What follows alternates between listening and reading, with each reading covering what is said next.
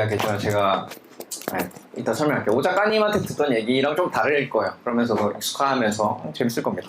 그래서 프리머니와 모테, 이 번역은 프리머니 공짜 돈이라는 뜻은 아니고요. 자유화폐라는 뜻입니다. 그래서 하이크의 자유화폐에 대한 아이디어가 있는데 그거랑 이제 우리가 여기 와서 오늘 모테 코인 거의 컨퍼런스 같은데 그래서 모테랑 무슨 상관이냐 그 얘기를 제 나름대로 하나님 공부한 거랑 엮어가지고 얘기를 해보겠습니다.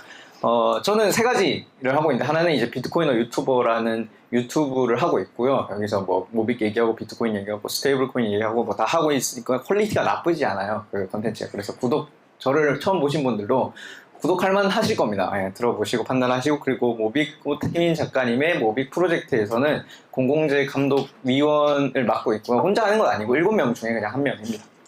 그리고 지금은 또 비트코인 화폐 철학과 한양대에서 이제 석사 공부를 하고 있습니다.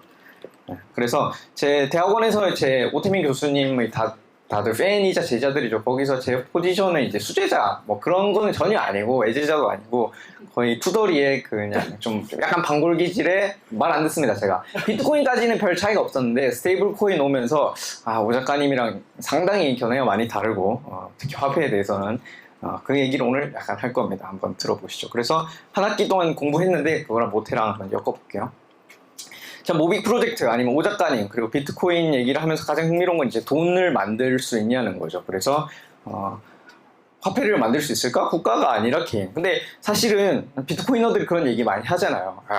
개인 무슨 국가가 만든 돈이 진짜 화폐냐? 비트코인 진짜 돈이지라고 하면서 자기는 은행으로 결제하고 카드 쓰고 원화를 다 쓰잖아요. 그래서 저는 이렇게 감히 얘기해요. 비트코인은 화폐 아니다. 그럼 화폐가 아니면 뭐 의미가 없냐? 그게 아니라 그냥 돈인 거죠. 그래서 화폐는 좀 특수하게 제가 의미를 좀 좁게 쓰고요. 그래서 돈이라는 거랑 화폐는 다르다. 왜냐하면 우리가 비트코인으로 뭐 물건을 사는 경우가 있죠. 진짜 비트코이너들은 저도 돈가스 사 먹어본 적 있는데 라이트닝 네트워크로 그때 받는 사람이 워낙 기준으로 받아요. 비트코인 가격이 떨어지면 비트코인을 좀 더 받고 비트코인 떨어지면 비트코인 많이 받고 이렇게 합니다. 왜냐하면 회계 단위가 원화기 때문이죠. 그래서 적어도 이 한국이란 맥락에서는 원화가 화폐입니다. 비트코인도 당연히 머니니스, 화폐성을 가지기 때문에 그걸로 결제를 하지만 어쨌든 우리 회계 단위라는 아니라는 거죠. 그런 맥락에서 화폐가 아니라는 거지 돈이 아니라는 뜻은 아닙니다. 어쨌든 비트코인이 나온 이후에 수많은 개인들이 프로젝트들이 알트코인을 만들고 펌핑도 하고 투자도 하고 투기도 하고 거래도 했지만 제가 볼 때 많은 프로젝트가 이게 돈에 대해서 그렇게 철학적으로 고민을 한 프로젝트 많지 않았다고 생각해요. 제가 모든 프로젝트를 알진 않기 때문에 뭐 단언할 수는 없지만 대부분의 프로젝트는 약간 기술로 접근해서 이걸 어떤 기술 주식의 성격으로 프로젝트가 많이 이루어졌지 화폐에 대해서 집중한 거는 많이 없었다고 봅니다. 근데 어쨌든 모빅은 돈을 만들겠다라고 하고 시작을 하셨으니까 굉장히 흥미롭죠. 그리고 한국이라는 맥락에서 굉장히 중요하다. 우리한테 가치가 있다. 그래서 모테도 중요하다는 얘기를 오늘 결론으로 낼 겁니다.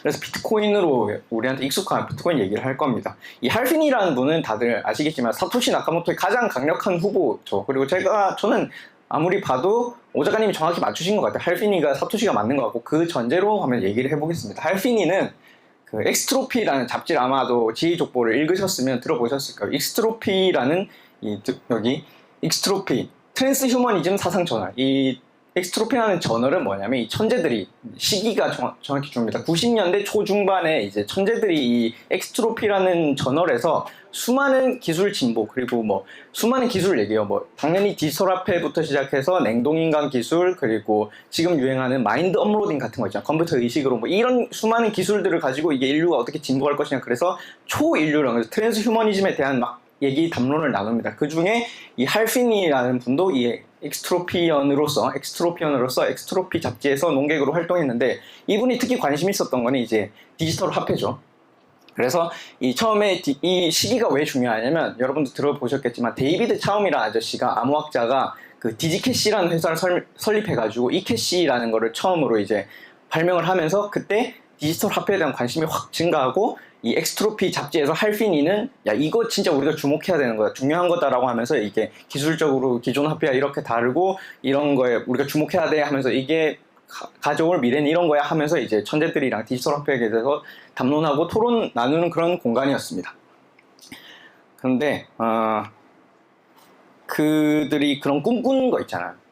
감히 개인들이 디지털 화폐를 만들 수 있다는 그런 특이한 사상이라는 게 혼자 뚱딱 나온 게 아니라는 거죠. 이런 하이크가 아니라 케인즈도 얘기했지만 이런 정치 철학가나 경제학자들의 사상이란 건 굉장히 강력해서 그들의 아이디어가 이제 시간이 지나면서 점점 현실을 만듭니다. 그 대표적인 예시가 이제 오늘 설명드릴 하이에크라는 분인데, 이 하이크는 자유주의 철학의 굉장히 큰 거두죠. 그래서 이분이 제시한 개념 중에 가장 중요한 원리가 이제 스폰테니어스 오더, 자생적 질서라는 겁니다.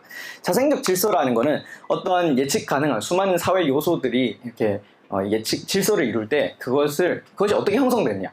두 가지 방식이 있을 수 있다. 스폰테니어스 오더라는 건 버텀업이에요. 그래서 어떤 질서가 만들어질 때 개개인이 이렇게 경험과 합의를 통해서 그게 결국은 모두가 아는 그런 규칙이 된다. 이렇게 해서 이해할 수 있고요. 아니면 야, 규칙이라는 거 말이야. 권력자가 탑다운으로 명령을 통해서 이렇게 만들어지는 거야 라고 하면 이거는 구성된 질서라고 해서 컨스트릭트 오더. 근데 이제 자유주의자들은 보통 스폰테니어스 오더를 얘기하죠. 이게 진짜 질서야. 개인들이 합의해서 만들어진, 버텀업으로 만들어진 질서가 진짜 질서다 라고. 그럼 이거를 이제 다시 우리 오늘 주제인 돈이라는 걸로 와줘서, 돈은 누가 만드냐. 당연히 스폰테니어스 오더를 강조하시는 분들은 돈도 자생적으로 만들어낸다. 경제라는 게 시장에서 만들어지는 거야. 국가가 기획으로 만들면 그거는 경제가 안 돌아가 공산주의 맞잖아. 돈도 민간에서 시장이 선택한 돈이 진짜 돈이 되는 거다. 국가가 정한 돈은 그게 돈이 작동이 안 돼. 서로 다른 두 견해죠. 오 작가님은 당연히 여기에 동의하시니까 비트코인이 화폐다라고 주장하시고, 저는 화폐는 좀 다른데, 돈은 될 수 있어. 자생적으로 돈은 될 수 있지만 그 화폐가 되기 위해선 탑다운이 필요하다라고 저는 주장하는 편인데, 어쨌든 이분의 아이디어가 앞서 말한 이 엑스트로피언들한테 채택이 됩니다. 엑스트로피언들은 이 기술 진보를 얘기할 때 누군가 기업이 기획을 해서, 아니면 국가 관료들이 기획을 해서 인류의 기술 진보가 일어난다고 보지 않았어요. 이 자발적 질서를 통해서 자신들이 이제 트랜스 휴머니즘으로 갈 수 있다, 이렇게 강조를 했거든요. 그래서 이 사상적인 맥락이 이어진다라고 알고 계시면 좋겠습니다. 그래서 이분 76년에 여기 오른쪽에 보시는 디내셔널라이제이션 오브 머니, 화폐라는 거의 탈국가라는 이제 100페이지 책을 내면서 하이에크가 이런 아이디어를 담습니다. 이게 76년에 나왔는데 아직 디지털 화폐는 전혀 나오지 않을 텐입니다. 그래서 화폐라는 게 하이에크가 옛날에 근본이제를 주장했었거든요. 근데 사실은 근본이제를 이렇게 주장하다가 말이 안 되잖아. 국가가 국가화폐를 도입하기 위해서 근본이제를 폐지했는데 국가한테 야 근본이제를 도입해 하면 말을 듣겠어요. 그래서 이분이 76년도에 이 책을 내면서 그건 안 되겠고 내가 새로운 아이디어를 갖고 와서 하는 게 이제 프리머니입니다. 자유화폐. 민간에서 각자 화폐를 만들자. 각자 화폐 단위를 만들어. 그러면은 그것들이 경쟁을 하다 보면 결국은 국가화폐는 타락할 거고 민간에서 건전한 화폐가 나오면 그게 진짜 화폐가 될 거다라는 아이디어를 제시를 합니다. 물론 현실성은 없었죠. 왜냐면 그 이후로 계속 달러를 쓰고 있었잖아, 사람들은.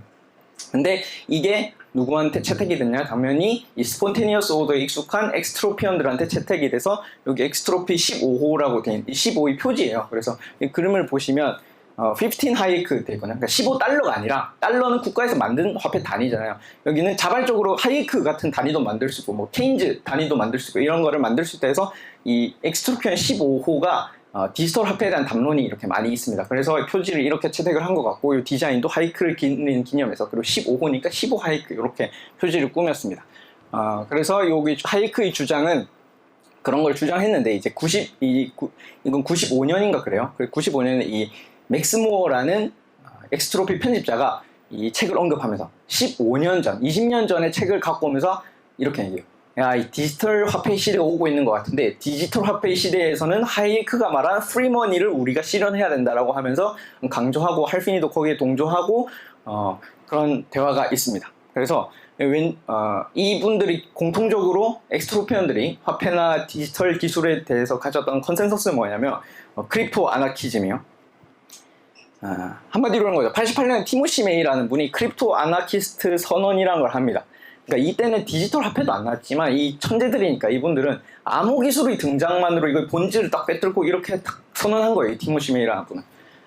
암호화 기술이 개인과 집단을 완전히 익명성과 안전성을 유지하면서 거래하고 소통할 수 있도록 해서 결국은 궁극적으로는 국가의 규제와 과세, 정보 통제를 무력화시키고 경제와 사회의 질서를 근본적으로 변화시킬 거라고 믿은 거죠. 이게 뭐 그렇게 실현이 됐다. 왜냐하면 사실은 이게 좀 편향된 생각이긴 해요. 물론 일부 국가가 우리 자유를 억압하는 면도 있지만 사실은 국가가 또 개인의 자유를 위해서 존재하는 면도 있거든요. 뭐 예컨대 우리가 너무 자유를 강조하시는 분들은 기업은 선하고 국가는 악하다 이렇게 하지만 사실은 기업들도 깡패 짓을 할 때가 있어요. 애플이 보면 자기네 제품 막 그렇게 하잖아요. 엄청 앱스토어에 수수료 매기고 그럼 그때에서 누군가 나서가지고 소비자를 보호해주고 또 국가밖에 없기도 합니다. 그래서 좀 이걸 균형적으로 봐야 되는데 어쨌든 이분들은 그렇게 생각했어요. 국가는 나쁜 거고 크립토 기술을 통해서 우리가 크립토 아나키즘을 실현할 수 있다. 그래서 암호 기술도 궁극적으로는 정부와 기업의 지배를 해체하는 도구가 될 것이다. 그래서 이런 거에 약간 많이 동의를 한 분이 이 할피니이고 왜 오른쪽에 한 분은 누구냐면 로렌스 화이트라는 경제학자입니다. 이분은 지금도 활동하고 2년 전에도 비트코인과 금을 비교하면서 이제 책도 쓰고 해요. 그래서 이분이 왜 데리고 왔냐면 제가 아까 15호를 보여드렸잖아. 15호에서 디지털 담론이 일어난 다음에 이 다음 호인 16호에 이 두 분이 이 토론 내용이 나옵니다. 그래서 할핀이 불만은 이거죠. 왜냐하면 15호에서 이 로렌스 화이트라는 경제학자가 어떤 걸 주장하냐면 너무 니들 경제학자가 좀 그래요. 국가화폐에 대해서 아무리 이분도 자유주의 오스트리아파 계열이거든요. 그런데도 야 너무 너네들 크립토 아나키즘을 너무 신봉하지 마. 화폐라는 거는 굉장히 네트워크 효과가 강력해서 우리만 회계 단위로 쓰는 게 아니라 모두가 이런 걸 써줘야 되는데 그러면은 달러가 완전히 하이퍼 인플레이션이 오지 않는 이상 이게 아무리 누가 하이에크 단위를 만들고 누가 BTC 단위를 만들고 물론 비트코인이 없었습니다만은 그 화폐 단위가 이렇게 통째로 옮겨가는 일이 없다는 거예요. 왜냐면 돈은 사람들이 쓰는 돈을 쓰잖아요. 그래서 그 달러의 네트워크 효과가 그렇게 사라지지 않을 거다라는데 이제 할피니는 제가 말했듯이 크립토 아나키즘에 좀 경도돼 있었던 것 같아요. 그래서 할피니한테 너 그거는 디지털 화폐의 파급력을 너는 모르는 거다. 디지털 화폐가 나오면 환전 비용도 낮을 거고 금융이 다 인터넷으로 옮겨가서 디지털 공간에서는 화폐 단위가 그렇게 중요하지 않을 걸 이라고 하고 할피니 로렌스 화이트의 경우에는 글쎄 그건 아닌 것 같다 막 이렇게 얘기를 하는 내용이 나오는데 이거는 언제 담론이면 95년 그쯤 담론이 96년 초일 거예요. 그러면 지금 한 30년이 지나가지고 이걸 평가해 봤을 때 저는 개인적으로는 로렌스 화이트가 좀 더 현실적이었다고 생각을 해요. 왜냐하면 우리가 비트코인이 나와서 수많은 알트코인이 나왔지만 그냥 비트코인만 보더라도 이걸 회계 단위로 쓰고 있다고는 보기 어렵거든요. 제가 볼 때는. 근데 물론 제가 볼 때 로렌스 화이트가 그때 비트코인을 샀더라면 제가 볼 때 안 산 것 같아요. 근데 요즘에도 금과 비트코인을 비교하면서 금을 좀 더 옹호하시더라고요. 만약에 자기가 비트코인이 그렇게 많으면 보유자 편향이 약간 있을 텐데 어쨌든 경제학자들은 그거에 대해 좀 냉철하게 보더라고요. 어쨌든 할피니는 그걸 믿었으니까 나중에 비트코인을 만들었겠죠. 사실 할피니가 만든 비트코인 그 이전에 2004년에 RPOW라는 것도 있는데 그것도 과감하게 자기네 그러니까 화폐를 만들 때 패깅을 하는 방식이 있고 스테이블 코인은 그런 거죠. 달러에 패깅을 하는데 과감하게 자기 단위를 만드는 걸 보니까 제가 볼 때 할피니가 비트코인으로 옮겨간 게 맞다. 자연스럽게 그 사고의 흐름이에요. 어쨌든 할피니는 그걸 되게 강조합니다. 자유화폐가 나올 수 있다고. 그래서 제가 그러면 이 화폐의 자생성, 이 크립토 아나키즘 믿지 않느냐 하면은 저는 상당히 강력하게 보고 있습니다. 그 예로 이제 역사적 근거가 이제 유로 달러라는 거죠.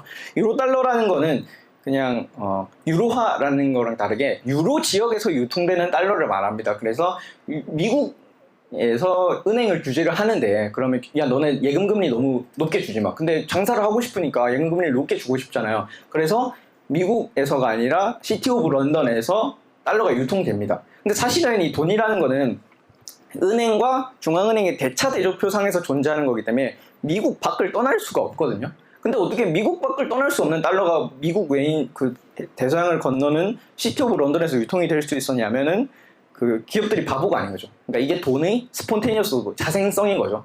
아무리 그렇게 규제를 해도 그냥 미국의 은행이 시티 오브 런던에 지사를 내버립니다. 그럼 지사니까 법인이 연결돼 있으니까 대차 대조표로 돈을 옮길 수가 있는 거죠. 그리고 시티 오브 런던의 은행들도 바보가 아니죠. 미국에 이렇게 지사를 설립해서 달러를 유통하면서 장부상으로 땡겨올 수가 있습니다.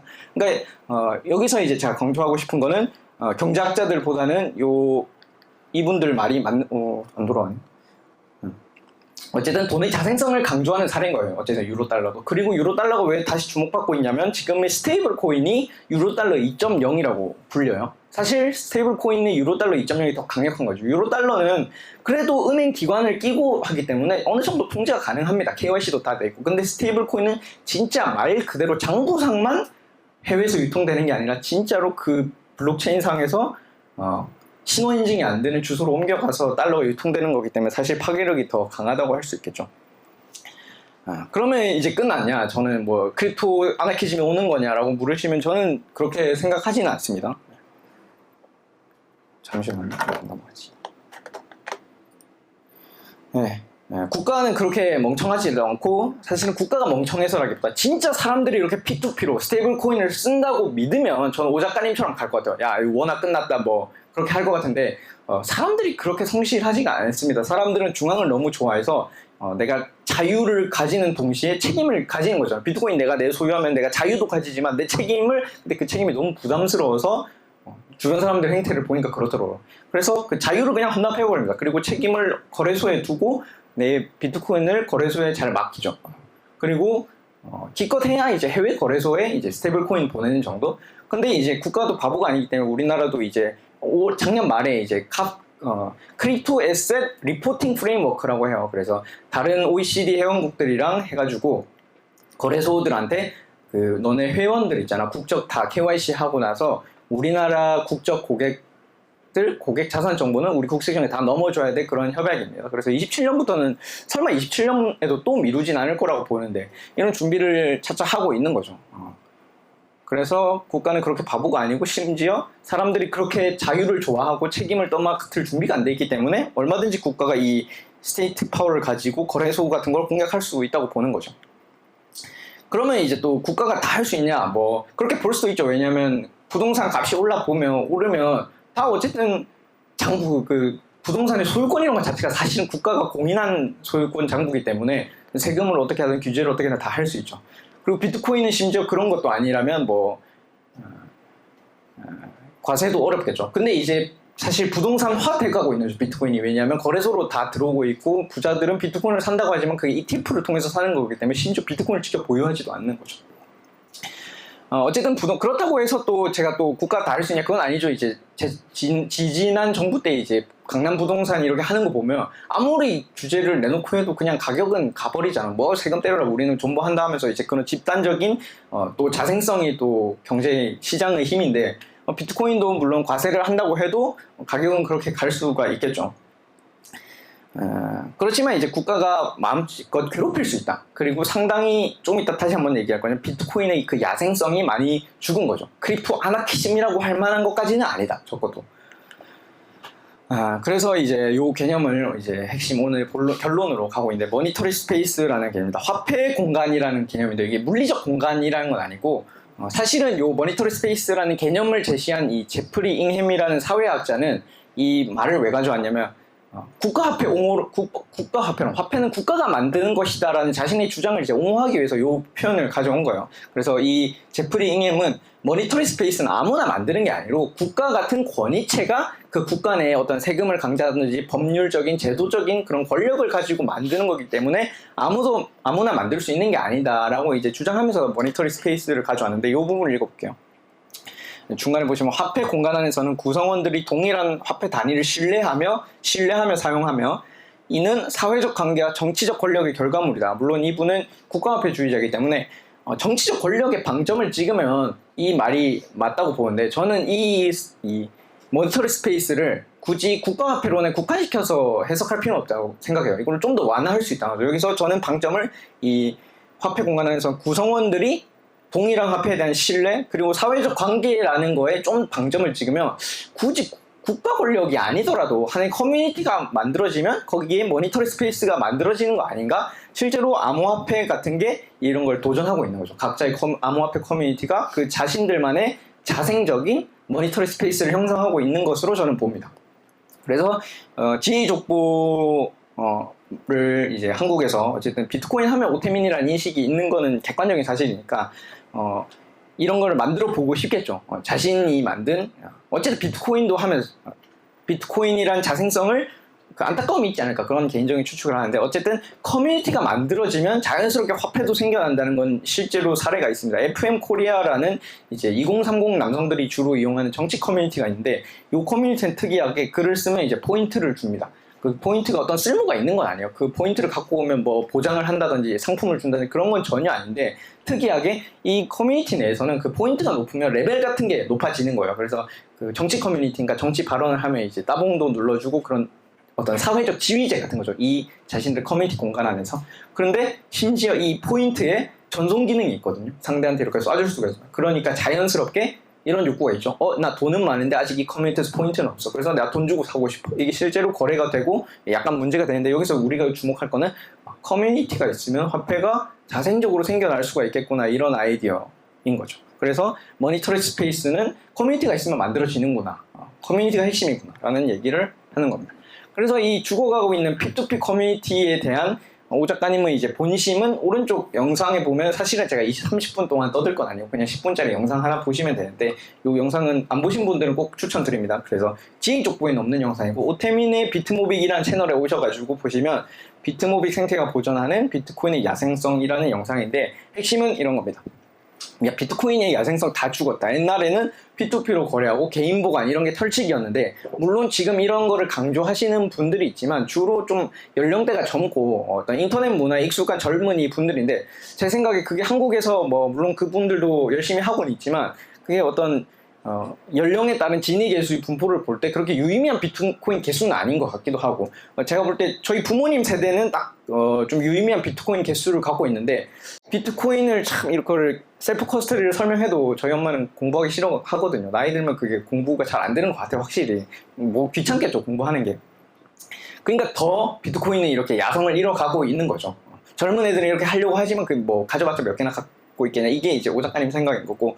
그래서 오 작가님이 볼 때 이 모빅은 이런 커뮤니티를 가지고 있다, 이 야생성을 가지고 있으니까 이게 중요하다고 보는 거죠. 적어도 한국이라는 공간에서 뭐 제가 한국에 뭐 미래가 없다 이런 입장은 아닌데, 어쨌든 고령화가 되고 재정 빵꾸가 하나둘씩 나게 되고, 그러면 이제 세금을 어떻게 매길 구멍을 찾아야 되는데, 부동산도 뭐 매기고 하고 주식도, 근데 이제 코인이라는 것도 점점 이렇게 어떤 과세 당국을 레이더에 이제 제도화되면서 들어오고 있는 거죠. 그러면은 제가 볼 때 앞으로 27년 이후에 그 과세 유예 안 해주지 않을까. 어쨌든 좋은 이제 과세 타겟이 되는 건데, 이런 공간이 어쨌든 살아 숨쉬게 하고 싶은 게 이제 오 작가님 의도인 것 같습니다.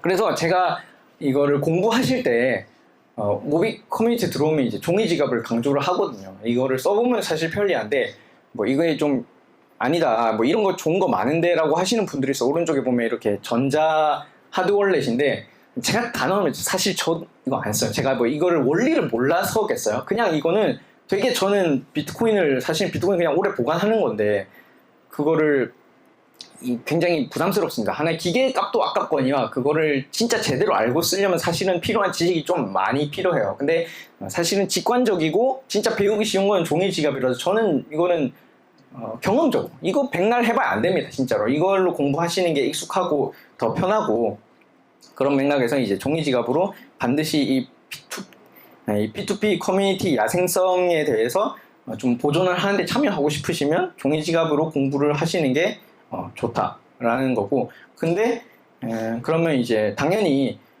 이 비트코인 그림이 좀 제대로 안 되는데, 이 P2P 연습할 때 꼭 모빅이 있을 필요는 없습니다. 당연히 모태가 있을 필요도 없고 그냥 비트코인으로 하시면 되는데, 비트코인은 좀 쉽지 않아요. 그걸 연습용으로 쓴다는 건 제가 경험적으로 봐도, 뭐 수수료가 요즘 많이 싸졌다 하더라도 그게 비트코인을 내가 생전 처음 만들어본 종이 지갑에 넣고 뺀다는 게 그게 상당히 부담스럽거니와, 그래서 모빅으로 하라고 해도 그게 쉽냐 하면, 저도 모빅을 3만 원일 때 3개나 잃어버려 봤거든요. 그게 제가 기술을 몰라서 그냥 딱딱하다 이렇게 되면, 그래서 제가 볼 때는 오 작가님이 모태를 만들어가지고 지혜 족보에 이렇게 뿌리는 것 같아요. 사실은 진짜 그 3만 원짜리 3개 잃어버리는 게 아직도 뼈 아픈데, 그래서 종이 지갑으로 연습을 하시는 거를 저는 적극 추천드리고, 그리고 그것만 하시는 게 아니라 진짜 모태도 모빅처럼 거의 비트코인도 마찬가지입니다. 사실은 똑같이 생긴 거예요. 기술적 기반이 똑같기 때문에 모태나 비트코인이나 모비나, 그러니까 모태로 연습 열심히 하시고 모빅 한번 사보시고 이제 자신감이 붙으면 비트코인도 인출하시면 됩니다. 그거를 뭐 그렇게 제가 인출하는 게 뭐 탈세를 권하기서가 아니라 그냥 저희 비트코인으로서 이 야생성 문화에 대해서 좀 독려를 하는 차원에서 말씀드리는 거고, 이제 모태도 익스플로러가 있고 그리고 모태를 가지고는 모빅은 아직 안 되는 이런 게임 같은 것도 있거든요. 그래서 오늘 배우고 가셔가지고 그냥 못해도 한 번 주고받았다 보내가 끝이 아니라 한번 진짜 공부해 보세요. 재미있습니다. 해보시면 배우는 것도 많을 거고.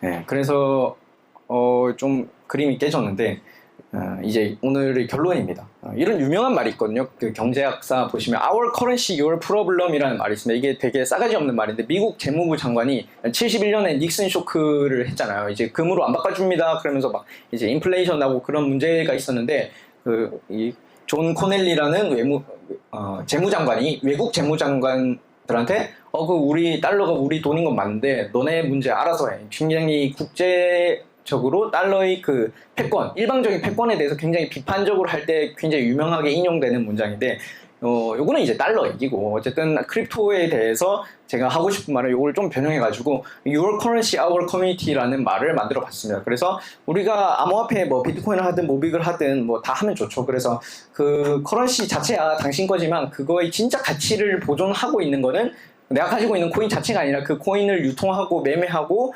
같이 기술을 배워갈 수 있는 그런 커뮤니티에 진짜 가치가 있는 게 아닌가. 그래서 오늘 이렇게 비가 오는데도 오셔가지고 같은 그 모테 코인이라는 굉장히 재밌는 연습용 코인을 가지고 하나의 모니터리 스페이스를 꾸며주신 거에 감사드리면서 또 열심히 하시라는 말도 드리면서 감사 인사 그리고 마치겠습니다. 감사합니다.